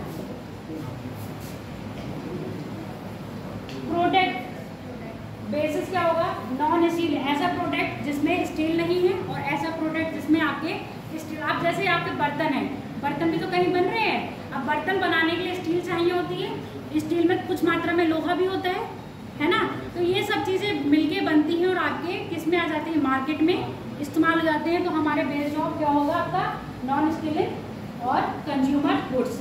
जितने भी आप जो पैकेजिंग डब्बे वगैरह देखते हो, पैक होते हैं ना, चाहे वो प्लास्टिक के हो चाहे वो स्टील के हो, वो किस में आता है, कंज्यूमर गुड्स में। इसके बाद और जो आप पॉलीथीन देख रहे हो, चाहे वो आपकी क्या हो, नॉन डिग्रेडेबल हो या डिग्रेडेबल हो, यानी कि जिसका अपघटन हो जाता है और जिसका अपघटन नहीं होता है। कागज़ की थैली देख लो या कपड़े की थैली देख लो या प्लास्टिक की थैली देख लो, वो भी किस में आएंगी, कंज्यूमर गुड्स में आ जाएंगी, क्योंकि वो आप ऊपर से क्या कर रहे हो, अच्छा केमिकल में आपकी वो चीज़ भी आ जाएगी। जो मेनली लड़कियाँ क्या करती हैं, लड़की हो या लड़के हो, अपने खोपड़े को सुधारने के लिए इस्तेमाल करते हैं, तो केमिकल में आपका ये चीज़ भी आ जाएगी। बेसिस ऑफ ओनरशिप, अब हमारा जो व्यापार है क्या फुल्ली पब्लिक सेक्टर यानी कि फुल्ली गवर्नमेंट का है या फुल्ली प्राइवेट का है या पीपी मॉडल पे है, गवर्नमेंट और दोनों ही जुड़े हुए हैं। तो इन आधारों पे हमने अपने क्या करा है, बिजनेस को यानी कि इंडस्ट्री को डिवाइड किया है। कुल मिला के अगर हम बात करें तो इन्हीं के अंतर्गत ये सारे माल आ जाते हैं, इन्हीं के अंतर्गत ये सब चीज़ें आ जाती हैं। पैकेजिंग आप ऐसे सोच लो, पहले आप लोगों ने देखा होगा कि पूरा रद्दी वाला क्या करता है, पुराने अखबार ले जाता है, जो ये कागज़ की पैकेजिंग बनाते हैं वो क्या करते हैं, वो रद्दी वाले से पुराने अखबार ले जाते हैं और उसको घर बैठ के अपने क्या करते हैं, कागज़ की थैली बनाई और वो कागज़ की थैली दुकानदार को दे दी। अब तो ये सब सिस्टम खत्म हो गया। पहले आप लोगों ने देखा होगा कि कागज़ की थैली में हम लोगों को मिलता था, अब तो गवर्नमेंट ने मेनली कर दिया है, जो आपकी खादी वाला होता है ना, वो थोड़ा सा कागज़ मोटा होता है, उसी के बनाओ। तो उसको गवर्नमेंट क्या करती है, जो कामकाजी महिलाएं होती हैं, अधिकतर ये काम ना महिलाओं को दिए जाते हैं कि महिला क्या करती है, घर में रह के जो काम अपना फ्री होने का जो टाइम मिलता है उसी में वो कर लेती हैं। बीड़ी देखते हो, बीड़ी में अंदर तंबाकू भरा जाता है, उसको फिर धागे से लपेटा जाता है, तो ये भी काम क्या कर देते हैं, अधिकतर गवर्नमेंट महिलाओं को देती है, छोटे स्केल पे महिलाओं को दे दिया जाता है और उनको कहा जाता है कि अगर आप दिन में 500 थैली हमें बना के देंगी तो पर थैली 1 रुपया, पर थैली 2 रुपया। अगर उन्होंने 500 थैली बना के दी तो औरत ने क्या कर दिया, मतलब उस लेडी ने 500 रुपये कमा लिए, तो उसकी इनकम हो गई, गवर्नमेंट का भी काम हो गया। आई बात समझ में? या कोई प्राइवेट सेक्टर है उसका काम हो गया। जैसे मैंने अभी एग्जाम्पल किसका दिया था आपको, टेलर के वहाँ आप साड़ी दे के आए तो टेलर ने किसी और को दे दी, उसने किसी और को दे दी, तो सेम बात ये होती है। कोई भी इंडस्ट्री में हमने लगाया तो सबसे पहले जो काम होता है कॉटेज, फिर कॉटेज से बढ़ के कहाँ जाएगा, स्मॉल पर जाएगा, स्मॉल से ही वो कहाँ बन जाएगा, लार्ज पर बन जाएगा। ये देखा जाएगा तो अधिकतर प्राइवेट सेक्टर में होता है और ये छोटे छोटे उद्योग जो बनते हैं वो ऐसे ही में आते हैं। अब अगर बहुत लार्ज हो जाता है, बहुत ज़्यादा लार्ज होगा, हो सकता है कि गवर्नमेंट क्या करे, इसके साथ अनुबंध कर ले, समझौता कर ले और पब्लिक प्राइवेट सेक्टर की ये कंपनी बन जाए। आई बात समझ में या नहीं? अब नोट डाउन कर लो, हिंदी में बोलती जाऊंगी। कौन सा चौथा? ऐसे चौथा मत पूछो, बेस पूछो, किसके आधार पर पूछो? ओनरशिप के आधार पर तो दिख नहीं है, मालिकाना होगा ना, ओनरशिप के, हाँ मालिकाना हक, सरकारी यानी कि पब्लिक, सार्वजनिक क्षेत्र। कौन सा लिख रहा हूँ, पहले लिखो, ये वाला बोल रही हूँ। साइज के आधार पर, साइज को क्या कहेंगे हम? आकार, चलो आकार बोल दो, आकार, प्रकार।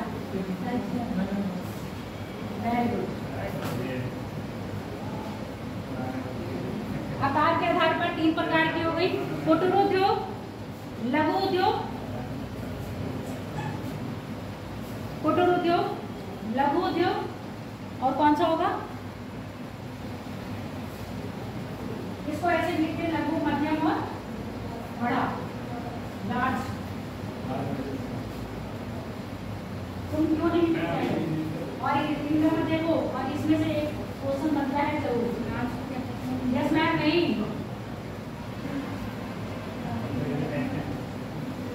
आगे लिख लो, बेसिस ऑफ क्या है, लघु, मध्यम और बड़ा,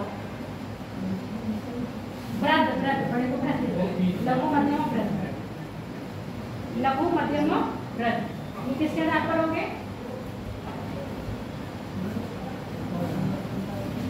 पूरे बहुत दिनों बाद चलता है। और तुम्हारा दोस्त कहाँ है? वीरपाल तुम्हारा दोस्त कहाँ गया है?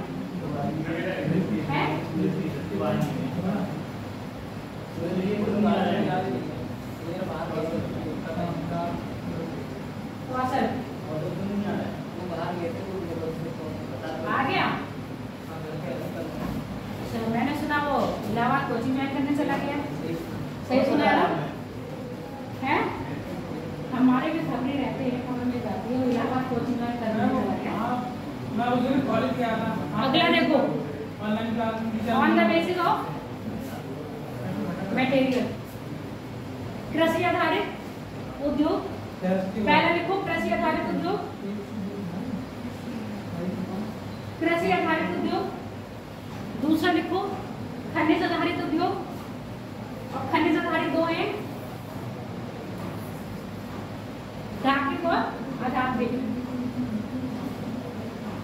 खनिज आधारित उद्योग दो तरह के, धात्विक और अधात्विक। हिंदी में लिखते हो बेटा?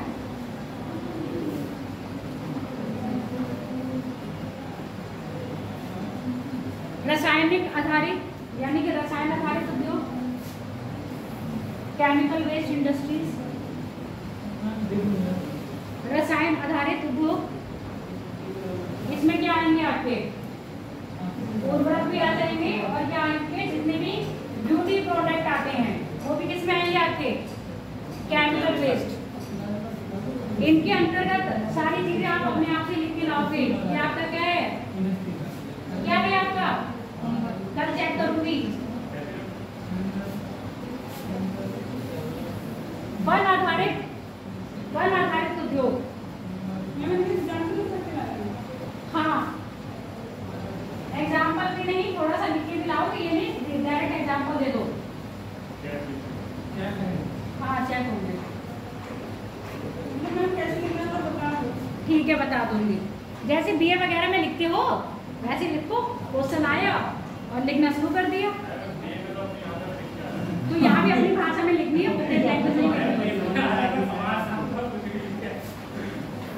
पशु आधारित उद्योग, पशु आधारित उद्योग, मत्स्य आ जाएगा इसमें, मछली उद्योग आ जाएगा, आ जाएगा ना, वेरी गुड। मीनाक्षी क्या नाम है? प्रियंका, हाँ इसमें भी आ जाएगा और इसमें भी आ जाएगा, ठीक है। इसमें जो आपका क्या होता है, पिटीकल्चर, पिसीकल्चर, पिसीकल्चर किसका है, और विटीकल्चर मधुमक्खी पालन जिसको बोलते हैं, समझा? अरे यार भाई एग्रीकल्चर में नहीं, हाँ एपीकल्चर, फिजिकल्चर, एपीकल्चर, फेरिकल्चर, हॉर्टिकल्चर, ये सब किस में आएंगे आपके, एग्रोबेस।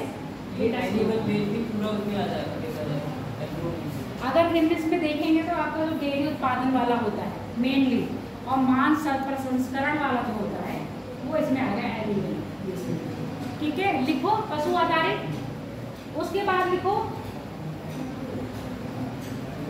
उत्पाद के आधार पर, उत्पाद के आधार पर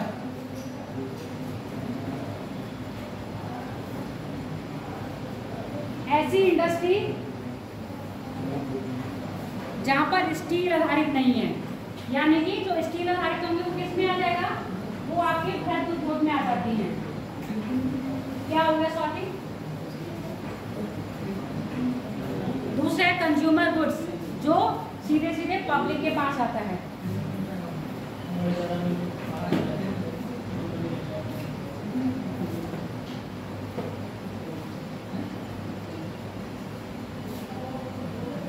अब आप देखो आजकल क्या है,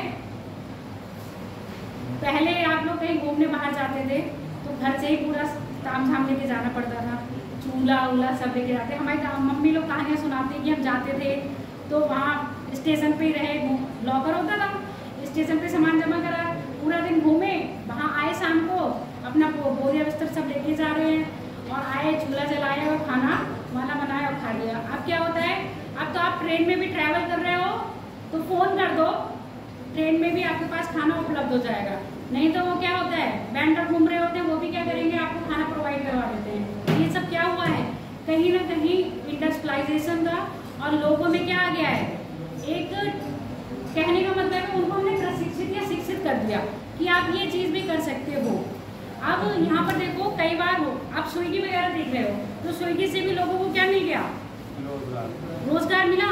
अब ऑनलाइन प्रोडक्ट नहीं होता तो अब क्या होता है, बंदे का मन है नहीं है, जाने का मन नहीं पर खाने का मन है, क्या करता है, फटाफट फ़ोन से स्विगी पर ऑर्डर कर दिया।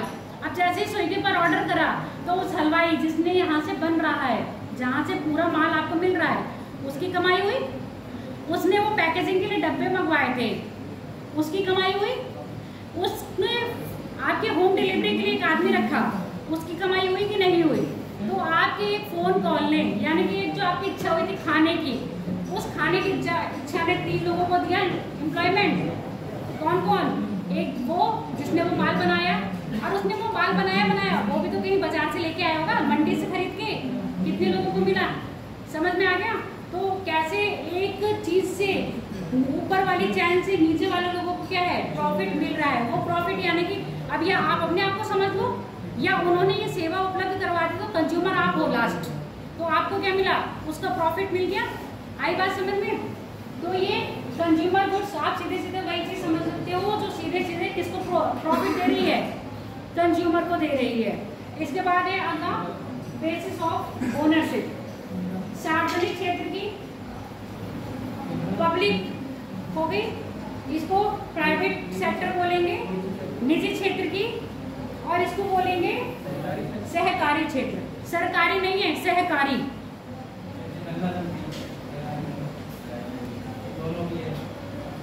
सहकारी क्षेत्र के उद्योग, सार्वजनिक क्षेत्र के उद्योग और निजी क्षेत्र के उद्योग। अगर हम बीएसएनएल की बात करें, बीएसएनएल कैसी है, टेलीकॉम इंडस्ट्री है। रिलायंस और टाटा, उसके एयरटेल की बात करें, निजी सेक्टर की है, ठीक है। इसके अलावा ऐसी कोई कंपनी आई है जो पब्लिक और उसमें आ रही है, अभी टाटा का सुन रहे हैं, टाटा बीएसएनएल के साथ क्या कर रही है, लिंक अप कर रही है। तो अब वो जो आपको क्या देंगे, सर्विस प्रोवाइड करवाएंगे, वो किसकी होगी, आपकी ज्वाइंट सेक्टर। आगे बात समझ में, एग्जाम्पल समझ में आ गया। फोन बहुत चलाते हो, जो बीएसएनएल का सिम यूज कर रहे हैं वो सरकार का फायदा कर रहे हैं, जो रिलायंस जियो या एयरटेल का कर रहे हैं वो प्राइवेट सेक्टर का कर रहे हैं। अब एक ज्वाइंट स्टेटमेंट आएगा दोनों का, किसका, टाटा और बीएसएनएल का। इनके साथ जो सिम निकलेगा वो किसका निकल जाएगा, आपका ज्वाइंट का। आगे बढ़े, लिख लो क्या कह रहे हैं, चलो बताओ। मैं ये कहना चाह रहा हूँ कि मैं एक सरकार जैसे सरकार और प्राइवेट सेक्टर में कंपनी वाला, हाँ, दोनों की मिला के सरकारी होगा ना, सहकारी। हाँ, तो सहकारी बोला है, सरकारी का बोला है। वही मैं पूछना हूँ, जैसे अपने यहाँ के और क्या नाम हॉस्पिटल है आयुर्वेदिक कॉलेज, वो भी सरकारी ही है। हाँ, प्राइवेट और ये वाला सरकारी है पूरा, डिस्ट्रिक्ट पूरा सरकारी है। अब जैसे देखो उपाधि महाविद्यालय है, वो सहकारी में आता है, बरेली कॉलेज है, सहकारी में आता है, यूनिवर्सिटी स्टेट गवर्नमेंट के अंडर में आ रही है ना पूरी, वो सरकारी हो गई। आपका ये वाला कौन सा, रामू भाई, पूरा सरकारी हो गया, और उपाधि हो गया वो सहकारी हो गया, प्राइवेट और गवर्नमेंट दोनों के अंडर में आते हैं। तो क्या, चलो अब बात करेंगे भारत में औद्योगिक क्षेत्र। इतने पढ़े इंडस्ट्री वगैरह। अब ये इंडस्ट्री है कहाँ पर, कितने टाइप की हैं, इसको बताने से पहले दूसरा, चलो यहीं पर आओ बताते रहेंगे।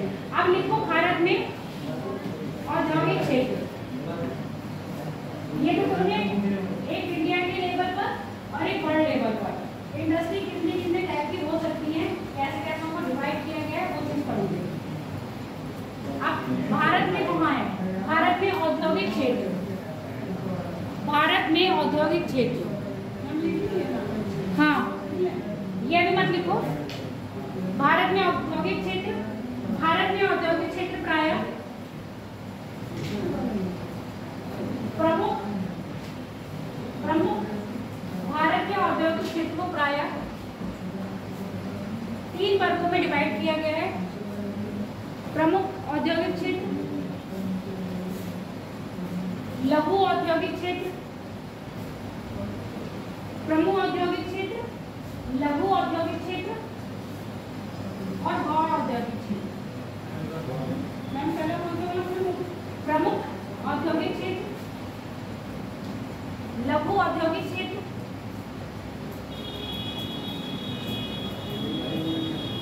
हाँ तो समझ में आ रहा होगा है। बाकी जगह के समझ में आज समझ में आएगी। लघु गौड़ गौड़ गौड़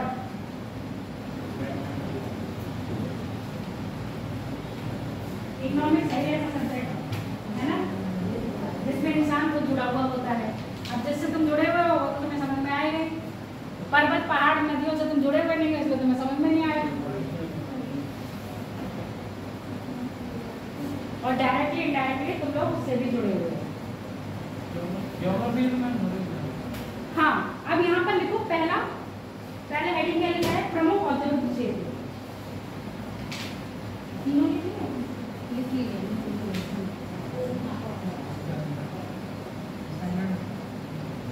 पहला लिखो प्रमुख औद्योगिक क्षेत्र।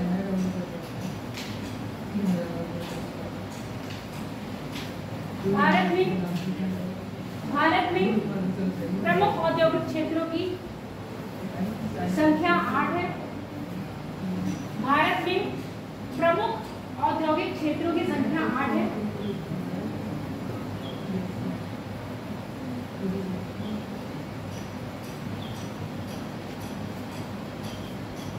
जो प्रायः इस प्रकार है, जो प्रायः इस प्रकार है। आज इनके सबके मतलब जो आपके ये हैं और जो गौड़ हैं और जो क्या है लघु है, इनके अभी नाम लिखो फिर इनको समझाएंगे। अब पहला लिखो अहमदाबाद बड़ौदा बेल्ट। अहमदाबाद इनके नाम ही लिखते रहना अभी। अहमदाबाद बड़ौदा बेल्ट। दूसरी बात Mumbai Pune belt.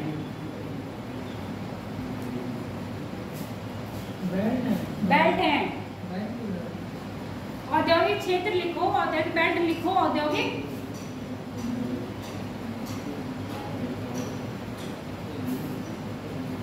Delhi Gurgaon Meerut belt. Delhi Gurgaon Meerut belt. Delhi Gurgaon Meerut belt. Hooghly belt. चौथी हुगली बेल्ट। 5वीं लिखो छोटा नागपुर पठार बेल्ट।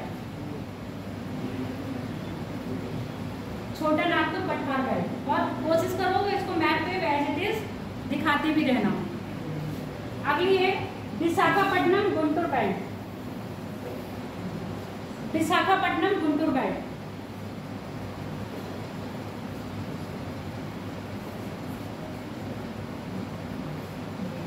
बैंगलोर तमिलनाडु बेल्ट।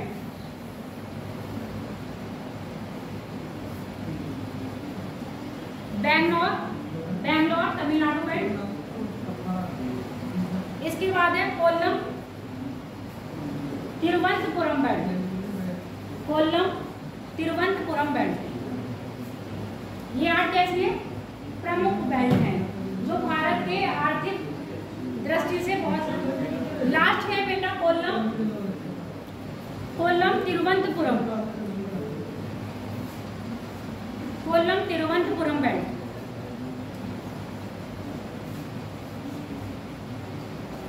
राज्य बताने की तो जरूरत नहीं है, राज्य समझ में आ रहे होंगे कौन सी बेल्ट कहाँ पर है। ये क्या हो गए 8 प्रमुख। अगला दूसरा लिखो, अगला हेडिंग क्या बोला था, लघु उद्योग क्षेत्र, लघु उद्योग क्षेत्र।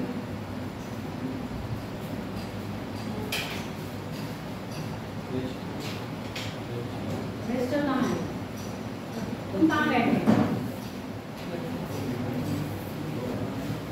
लघु उद्योग क्षेत्र, उद्योग या औद्योगिक क्षेत्र को औद्योगिक क्षेत्र, लघु औद्योगिक क्षेत्र।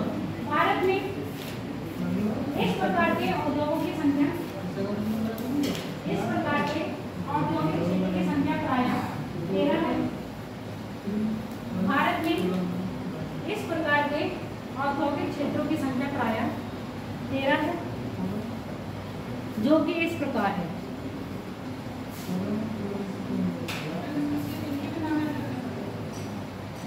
याद कर लोगे तो अच्छी बात है।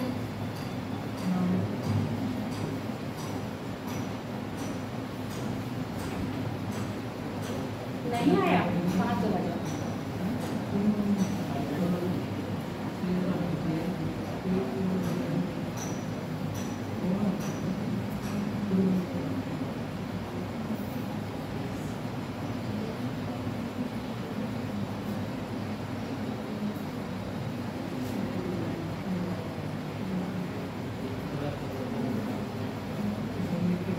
अंबाला पंजाब क्षेत्र, देखो ये 13 है, छोटे छोटे दिख नहीं रहे होंगे, मैं बोलती जा रही हूँ। अंबाला अमृतसर क्षेत्र, अंबाला अमृतसर क्षेत्र जो 13 है। अब अंबाला अमृतसर में तुम लोगों ने देखा होगा कि जो हमारे यहाँ हौजरी का कपड़ा आता है बहुत फेमस है, और कहाँ से आता है, इन्हीं क्षेत्रों से आता है, लुधियाना साइड से, है ना। तो कभी भी इंडस्ट्री में लुधियाना आएगा और हौजरी आएगा तो हौजरी को हमेशा लुधियाना से लिंक कर दोगे। समझ में आ गई? मैच ऑफ द फॉलोइंग के लिए आते हैं, मैच ऑफ द मैच के लिए। अंबाला अमृतसर ये आपकी माइनर इंडस्ट्रीज हैं। अंबाला अमृतसर लिख लिया। दूसरा लिखो सहारनपुर मुजफ्फरनगर, सहारनपुर मुजफ्फरनगर। जैसे हमारे यहाँ कागज, उत्तर प्रदेश का कागज उद्योग सहारनपुर में, वो इंडस्ट्री जब उत्तर प्रदेश में पढ़ोगे तभी वहाँ पता चलेगा, ठीक। और दिया सलाई उद्योग बरेली। तो जो अभी मैंने बिल्कुल बोर्ड में लिखवाए हैं ना, छोटे छोटे क्षेत्र किसी किसी पर्टिकुलर शहर में मिलते हैं, वो आ गए। अब इसके बाद लिखो इंदौर, देवास, उज्जैन क्षेत्र। और वो लिखते जाना बेटा, ये पंजाब में है, ये यूपी में है, ये आपका एमपी में है। इंदौर, देवास, उज्जैन, इंदौर, देवास, डैश लगाओ, उनके बीच में कहाँ नहीं लगेगा,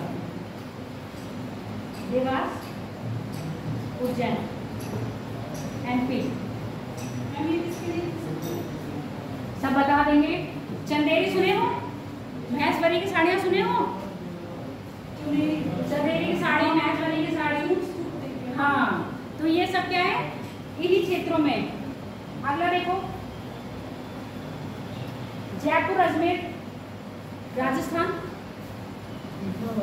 जयपुर अजमेर राजस्थान, कोल्हापुर और साउथ कर्नाटक। जूम होके दिखेगा, कोल्हापुर, कोल्हापुर और साउथ कर्नाटक। मैं भी पास है, हाँ बेटा दिखा।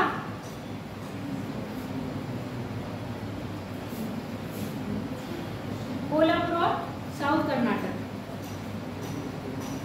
उसके बाद देखो उत्तरी मालाबार, मध्य मालाबार, उत्तरी मालाबार और मध्य मालाबार। ये तो चरण ये सही कर रहा है केस, फटाक से मैपिंग कर रहा है और मैपिंग पे ही बना हो रहा है। इससे क्या होता है, ये ठीक मेथड है ज्योग्राफी को पढ़ने का। लोकेशन भी ऑन द स्पॉट पता चल जाती है और एक नज़र में ही आपको देखने में समझ में आ जाता है। अब जैसे आप पैराग्राफ में लिख रहे हो ना, एक एक लाइन पढ़नी पड़ती है इसमें, ठीक है। मिडिल हो गया। इसके बाद देखो आदिलाबाद, निजामाबाद, ये है आपके तमिलनाडु में। आदिलाबाद, निजामाबाद, आदिलाबाद, निजामाबाद, तमिलनाडु। अगला लिखो इलाहाबाद, वाराणसी, मिर्जापुर। इलाहाबाद, वाराणसी, मिर्जापुर। वाराणसी में किसकी है, आपके सिल्क की साड़ियां मिलती है बनारस में। मिर्जापुर में क्या है, चुनार।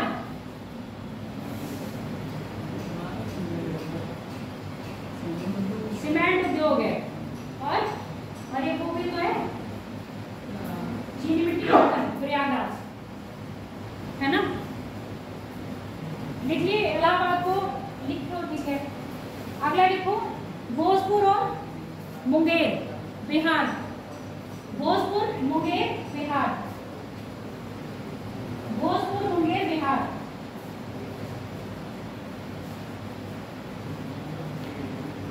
दुर्ग, रायपुर, छत्तीसगढ़। दुर्ग, रायपुर, छत्तीसगढ़। बिलासपुर, कोबरा, छत्तीसगढ़। बिलासपुर, कोबरा, छत्तीसगढ़।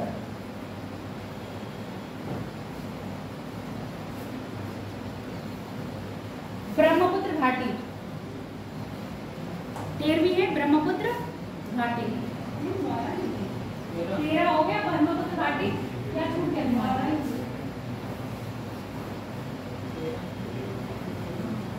बोलो क्या क्या है, बोला लिखा क्या क्या ये बता दो।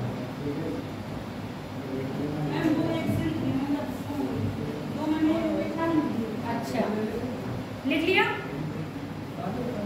अब इसके बाद क्या लिख रहे हो तुम? कौड़ उद्योग में देखते जाओ। बरेली, कानपुर, बरेली लिखना चाहो लिख लो, नहीं तो लोकेशन देख लो मैप पे। बरेली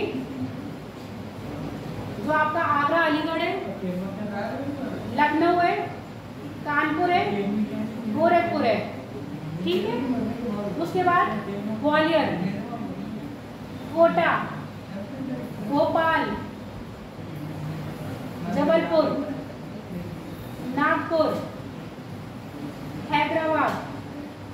इसके बाद ये कोलम ये देखते हैं तमिलनाडु में, वो सॉरी केरल में। ये तो आपकी बेल्ट हो गई। कटक, कटक के बाद जलपाईगुड़ी, पश्चिम बंगाल, पूर्णिया, बिहार। ये क्षेत्र याद कर पाओ तो याद कर लेना, नहीं तो जैसे जैसे यूपी के तो याद ही कर लेना, क्योंकि अधिकतर औद्योगिक क्षेत्र में जब यूपी का पूछा जाता है तो आपके इन्हीं से पूछा जाता है। अलीगढ़ फेमस है ताले के लिए, आगरा फेमस है चमड़ा उद्योग के लिए, है ना। कानपुर चमड़ा उद्योग के लिए, और कानपुर किस लिए फेमस है? टेक्सटाइल के लिए फेमस है। बरेली बोलो। 13वें नंबर वाला ब्रह्मपुत्र, समझ में आ गया? तो एक एक करके ये चीज पढ़ोगे।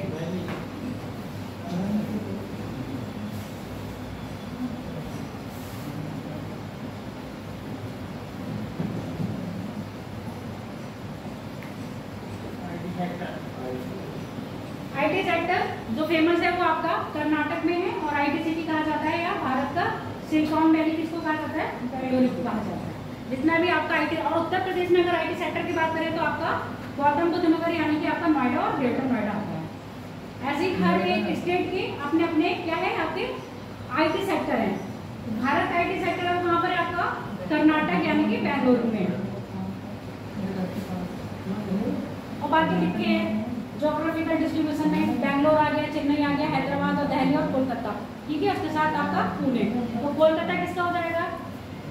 पश्चिम बंगाल का, पुणे किसका हो गया, महाराष्ट्र का, दिल्ली तो आपका किसका हो गया, दिल्ली के साथ ही साथ आपका एनसीआर क्षेत्र में क्या आ रहा है आपका, नोएडा आ रहा है ना, तो यहाँ दिल्ली लिखा है, इसका मतलब दिल्ली का पूरा एनसीआर क्षेत्र आ जा रहा है। टूरिज्म, क्या ये इंडस्ट्री है? आजकल देख रहे हो कौन कौन सी, मेरे को तो नाम भी नहीं पता है, फिलहाल पैकेजिंग देती हैं। अगर आपको विदेश में जाना है, अगर आपको इंडिया का टूर करना है, तो आप हमसे संपर्क करिए, बहुत सस्ते में आपको होटल भी दिलवाएंगे, ट्रैवलर भी दिलवाएंगे, और आप आराम से हमको एक पेमेंट दे दीजिए, उसके बाद पूरा ऑल इंडिया आप उसका दर्शन करिए। तो ये क्या है, टूरिज्म को बढ़ावा देना। तो ये भी क्या बना दिया है एक तरह से इंडस्ट्री। मैंने क्या कहा था, अगर आप कहीं क्षेत्र के लोकल हो तो आपको उसकी नॉलेज बहुत है, तो हो सकता है ये काम आप भी कर सकते हो कि आपको अपनी पीलीभीत की नॉलेज बहुत है, तो आप आइए पीलीभीत, हम घुमाएंगे आपको और गाइड बन के घूमिए, और क्या कमाइए उससे, पैसे। इंडस्ट्री बन गई। अगला देखो, मीडियम स्मॉल है, ये सीधे सीधे टाइप दे रखे हैं।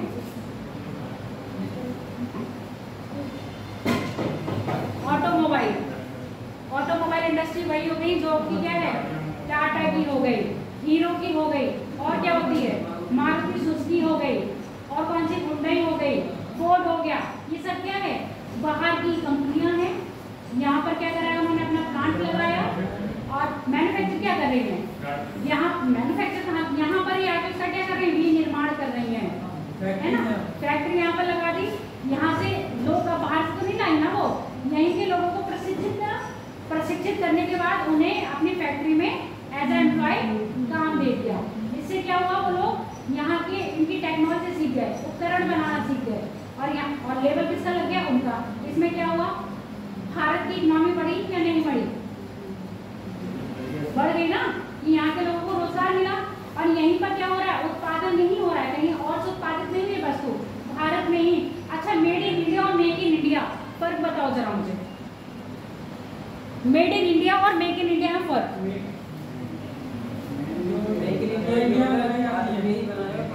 इन इंडिया हो गया, मेड इन इंडिया वहाँ पे निवेश करके यहाँ पे बनाए ये वो किसी को समझ में आया, चैतन्य ने जो बताया, बनी है, मेक इन इंडिया है, यहाँ बनती है यहाँ पे, और मेड इन इंडिया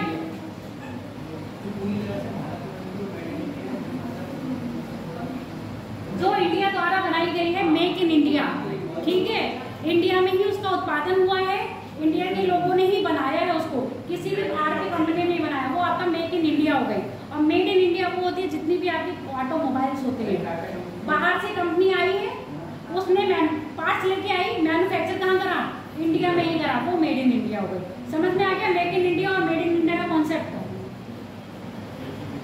वो ऑटोमोबाइल हो गया। इसके बाद हो गया पेपर इंडस्ट्री।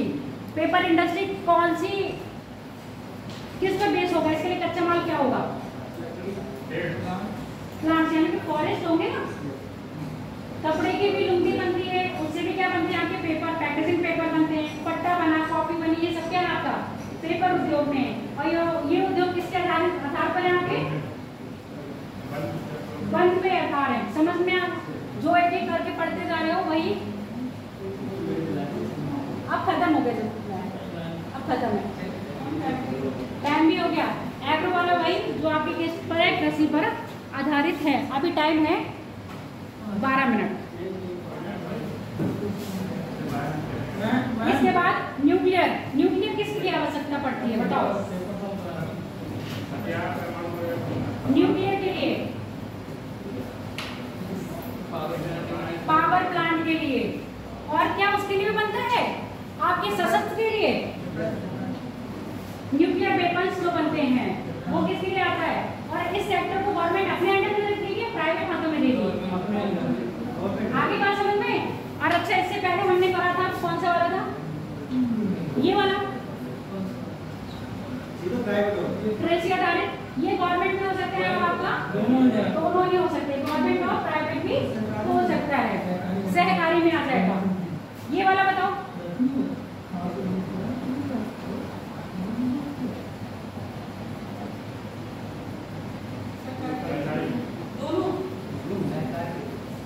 सरकारी होगा या सहकारी होगा, गवर्नमेंट से परमिशन लेनी पड़ेगी ना, जो वन नीति बताएगी। आपको पेड़ पौधे काटने हैं तो क्या करना पड़ेगा, सरकार से परमिशन लेनी पड़ेगी। अगर प्राइवेट सेक्टर में होता तो लगता है पृथ्वी मतलब भारत में तो एक भी वन नहीं बचता, क्योंकि आदमी वैसे ही पेड़ काटने में लगा पड़ा है और पैसे कमाने के चक्कर में और काटता। और जितने भी आपके मूंगा वगैरह के होते हैं, ये बताओ समुद्री उत्पाद में जो आते हैं, ये किसके अंडर में आता है? क्यों? जितने भी समुद्री उत्पादक होते हैं,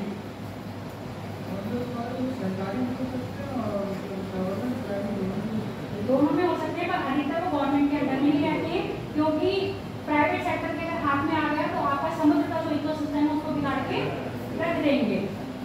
मूंगा की क्या करेंगे, अंधाधुंध दोहन करेंगे। और मूंगा क्या है, समुद्री पारिस्थितिकी के लिए और साथ ही साथ आपके तट के लिए भी एक लाभकारी आइटम यानी कहने के लिए एक पदार्थ है। अगला देखो, ये वाला कौन सा आएगा, ये तो सीधे सीधे आपको पता है पूरा प्राइवेट सेक्टर है, इसमें गवर्नमेंट। अच्छा ये बात करें तो भारत का डेट्राइट किसे कहा जाता है? भारत का डेट्राइट किसे कहा जाता है? और डेट्राइट है कहाँ, ये मुझे बताओ। वेरी गुड, किसने बताया है? सरनाम के लिए एक ताली, इसका आंसर बहुत गलत है। प्रीतम को मैं भारत का डेट्राइट, और डेट्राइट है कहाँ, पहले मुझे ये बता दो। डेट्राइट एक शहर का नाम है और किसी एक चीज के लिए फेमस है वो।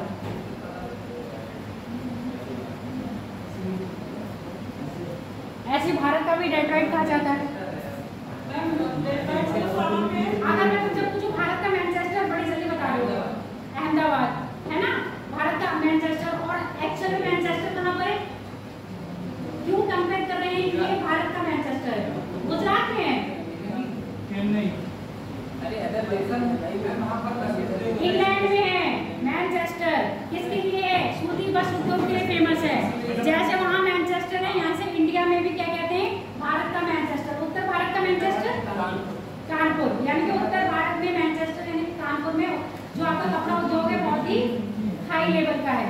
आई बात समझ में? और डेट्राइट यानी कि यहाँ इसलिए डेट्राइट पूछा है मोटर कार, मोटर से।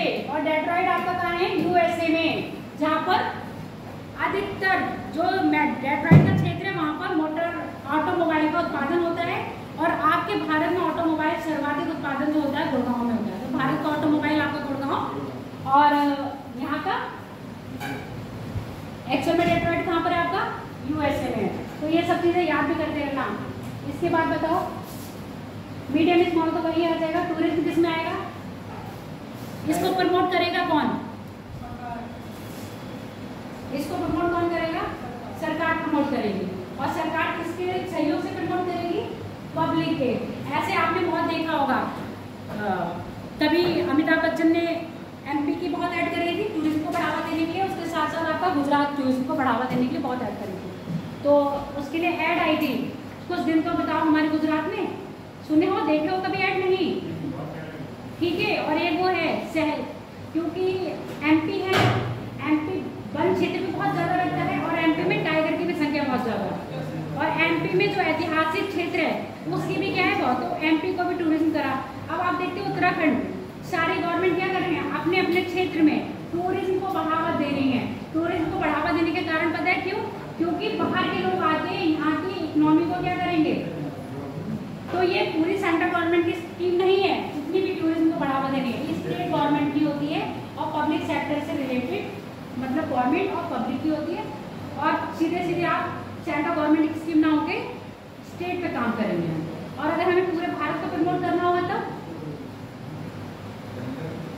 जैसे अभी लक्षद्वीप को प्रमोट करा था आपके प्रधानमंत्री नरेंद्र मोदी ने, तो उन्होंने क्या इस अंतरराष्ट्रीय लेवल पे ही ये बात करी थी या राष्ट्रीय लेवल पे ये बात कर रही थी?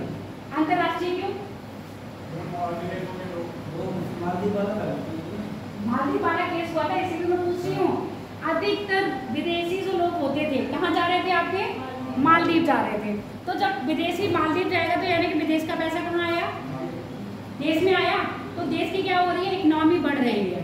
और मालदीव जैसे देश अधिकतर क्या है, टूरिज्म इंडस्ट्री को बढ़ावा देते हैं। और टूरिज्म इंडस्ट्री को बढ़ावा देते हुए अपने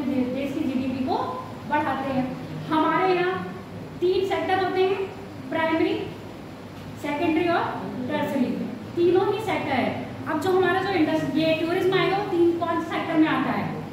प्राइमरी में आएगा, सेकेंडरी में आएगा या टर्सरी में आएगा? टर्सरी यानी कि सेवा क्षेत्र में आता है। हम किसी को सेवा दे रहे हैं ना, हमारे यहाँ कोई आया है तो हम उसको घुमा रहे हैं तो अपनी सेवा प्रोवाइड करवा रहे हैं। अब तुम लोगों ने कहा इंटरनेशनल, अभी मैंने कहा मालदीव की बात करें, मालदीव के बाद इंडिया के भी बहुत लोग कहाँ जा रहे थे? मालदीव छुट्टी मनाने जाते थे। अधिकतर लोग हैं विदेश जाते हैं तो क्या होता है, एक सोशल यानी कि उनकी जो पब्लिक कनेक्टिविटी होती है उसमें क्या होता है, उनका थोड़ा सा ऊपर का वादा मिलता है। अरे भाई ये तो फॉरेन घूम के आए हैं, होता है ना। अगर गाँव का आदमी बम्बई भी गया है काम करने तो अरे वो बम्बई में रहते हैं, बहुत अच्छा कहते हैं कि बाहर गए हैं। अब शहर का आदमी थोड़ा सा विदेश चला जाएगा घूमने या काम करने, चाहे वो काम कौन सा करे, लेबर क्लास वाला करे, पर एक क्या होता है, अरे विदेश में काम कर रहे हैं, वो कनाडा गए हैं, वो ऑस्ट्रेलिया गए हैं, तो एक क्या हो जाती है, एक ऑर्डर बढ़ने वाली बात। तो यहाँ पर इन्होंने कहा जब विदेश घूमने जा रहे हैं तो उन्होंने कहा मालदीव का क्या करेंगे, टूरिज्म को कम करेंगे। इसलिए उन्होंने लक्षद्वीप पर जाके क्या करा, फोटो खिंचवाए। जो आप वहाँ देखने जाते हो वो हमारे इंडिया में भी है। इससे क्या हो गया, जो भी करा हो उन्होंने, उससे क्या हुआ, एकदम मालदीव की इकोनॉमी क्या हो गई, डाउन हो गई। जितने इंडिया का टूरिज्म वहाँ जा रहा था वो कहाँ पहुँच गया, लक्षद्वीप पहुँच गया। अब जैसे ही लक्षद्वीप पहुँचा तो यूनियन टेरिटरी है तो अपने देश की क्या बढ़ गई, अपना देश का पैसा बाहर नहीं गया, अपना देश का पैसा अपने देश में ही काम आया, तो अपने देश की जीडीपी बढ़ाती। तो आपका इंडस्ट्री भी क्या होता है, एक टूरिज्म इंडस्ट्री भी क्या करती है, देश की जीडीपी को बढ़ाने में काम लेती है। तो आईटी तो आपको पूरा है, आजकल जमाना ही पूरा क्या हो गया है, आईटी का हो गया है। अब आईटी मुझे बताओ प्राइवेट सेक्टर है या गवर्नमेंट सेक्टर है? सभी चीज प्राइवेट है या कुछ गवर्नमेंट में भी है? ऐसी चीजें जो देश की सुरक्षा के लिए क्या है, हानिकारक होंगी, ऐसी अधिकतर चीजें क्या होंगी, गवर्नमेंट अपने अंडर में ही रखती है। वो क्या होंगी, टोटली गवर्नमेंट होगी। ऐसी चीजें जो क्या होगी, पब्लिक के वेलफेयर के लिए होगी, उसमें गवर्नमेंट टोटल पब्लिक को नहीं देती है, किसको देगी, सहकारी रखेगी। यानी कि अगर टोटल प्राइवेट कंपनी को दे दिया गया तो उससे क्या होगा, वो राइज कर देगी क्या, रकम, और पब्लिक क्या कर देगी, पब्लिक के पास इतना अमाउंट नहीं होगा। वही वाली बात पहुंच जाएंगे जहां अंग्रेजों ने क्या कर दिया था, लगान वसूलने के लिए क्षेत्रीय जमींदारों को दी थी। अब उनसे काम मुझे तुमसे इतने रुपए चाहिए ही चाहिए, भाई जमींदार को जो लगान वसूल रहा है उसको भी तो पैसा चाहिए होगा। तो उस किसान से वो मान लो अंग्रेज 10 ले रहे हैं तो वो किसान से 20 वसूल रहा था, ये प्राइवेट वाली बात आ गई। और वही डायरेक्ट क्या करते, अंग्रेज डायरेक्ट किसान से ही लेते लगान, तो 10 रुपये ही लेते। अगर वो 15 कमाना तो 5 अपने पास रहता। अब किसान से डायरेक्ट 15 कमा रहा है, 20 देना है, उसके पास सही था। आई बात समझे, प्राइवेट सेक्टर को कभी भी वेलफेयर के काम होंगे तो गवर्नमेंट अधिकतर अपने पास ही रखती है। तो आईटी भी क्या होगा, गवर्नमेंट और प्राइवेट दोनों के अंडर में आएगा। आईबीएम कंपनी क्या है, ये प्राइवेट है? आईबीएम बताओ जरा मुझे।